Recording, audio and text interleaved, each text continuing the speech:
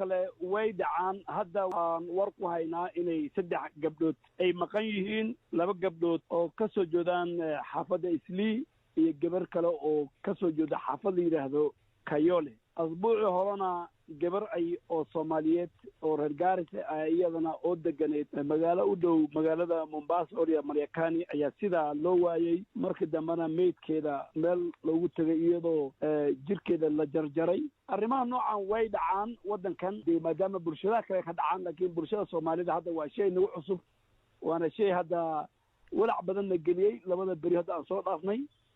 ilaahay waxaan baryaynaa inaan horta aan gabdhaheena ay si nabad ay ku soo hay-adaha amniga qaabilsan khaasat ninka u weyn qaybta la yidhahda criminal investigation department waan la hadalnay. baaritaan culus ayuu bilaabay, team ayuu bixiyey oo la yidhahdo homicide team ayuu bixiyey oo special team u bixiyey. akhbaar galatana waan ka sugayaa. baanduulaha ciidamada booliskana waan lala hadalnay. xildhibaanka meesha laga soo doortay mudane Yuusuf, ganacsatada Islii guddi bay leeyihiin iyo Soomaalida meel ay ka degan yihiin magaalada Nairobi. qof kasta dadaal ayuu sameynaya, laakiin dadka loo xilsaaray arrimaha amniga dadaal badan bay sameynayaan. dowladda mas-uuliyad ka saaran inay shacabkeeda, ummadeeda iyo hantideedaba ay waqti kasta ay difaacdo. marka dadaal badan ayaa hadda ku jirna.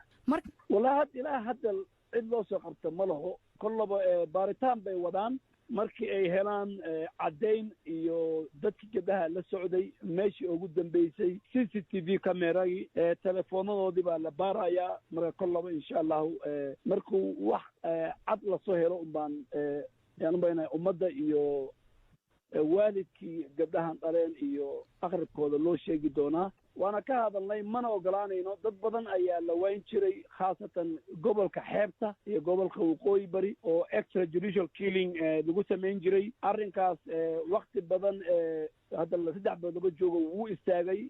dadaal badan ayaan samaynay xagga dowladda, xagga hataa wadamada ciidamada Kenya la shaqeeyaan ay ka mid tahay Mareykanka iyo Ingiriiska. waraaqooyin fara badan iyo dacwo fara badan ayaan u geynay. tii hoose u dhacday haddana waxaa imaatay midii walaalkaanaga wiilkii u dhashay wadanka Mareykanka oo ganacsatada ah oo hadda aan rabno in inquest la furo siday geeridiisa ku dhacday. midda hadda tan Mombasa ka dhacday iyo tan hadda 3 gabdhood waa mid ku cusub bulshada Soomaalida.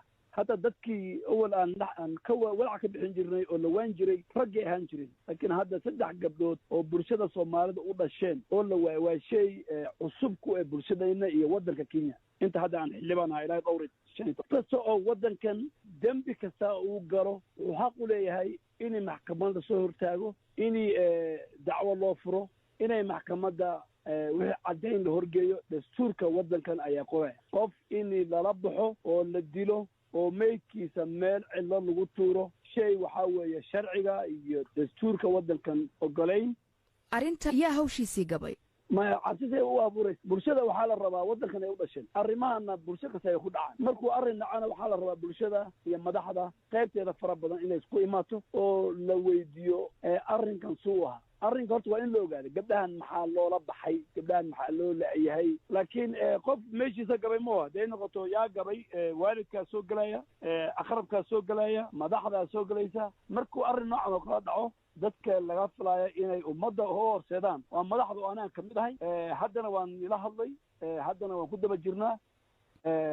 insha allah talaadada meeshii lagu gaaro kalfadhiga baarlamaankana waxaan rabnaa inaan arrinkaas aan hor keenno. haddii intaa ka hore gabdhaheena meel aan ku sugi wayno